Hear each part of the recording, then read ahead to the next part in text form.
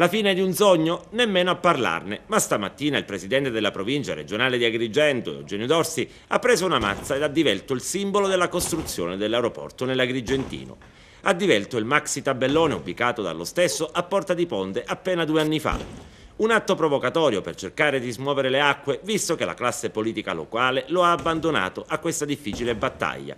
Dorsi si sente tradito dai politici agrigentini che avevano assicurato il loro appoggio ed alla fine invece se ne sono lavati le mani. Presidente, con la demolizione del pannello dell'aeroporto di Agrigento che lei ha distrutto stamattina significa che il sogno è finito definitivamente? Il sogno non è finito perché noi abbiamo avuto buon senso, non abbiamo voluto litigare con nessuno.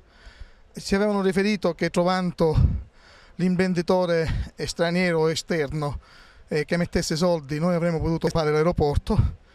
Abbiamo fatto il business planning della KPMG così come ci è stato detto, ma evidentemente Lombardo e Dorsi insieme non sono esaustivi per raccogliere quelle che sono le sollecitazioni della provincia di Agrigento, che rimane ai margini dei pensieri dei nostri governanti, ma soprattutto rimane ai margini nella testa del signor Riggio, che è più preoccupato a mantenere gli equilibri che lo portano a rimanere a galla sia a destra che a sinistra, che non a dare la possibilità alla nostra provincia di crescere. Io oggi sono più che convinto che senza un aeroporto la provincia di Agrigento sarà costretta economicamente e finanziariamente a morire, perché non ci sono quei flussi di denaro che arrivano con il turismo.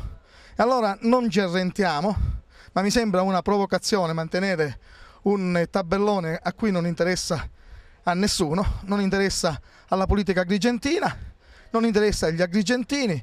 Io ho subito linciaggi morali, ma anche di altra natura, perché cullavo un sogno e volevo che questo sogno diventasse concreto. Noi abbiamo tutto per fare l'aeroporto, abbiamo gli imprenditori, il business planning, tutti gli studi e tutte le autorizzazioni.